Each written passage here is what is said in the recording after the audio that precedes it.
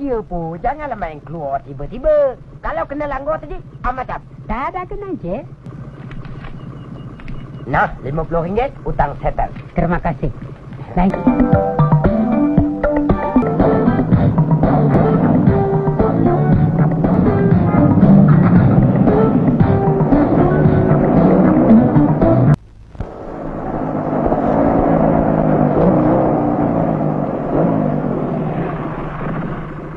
Kenyang.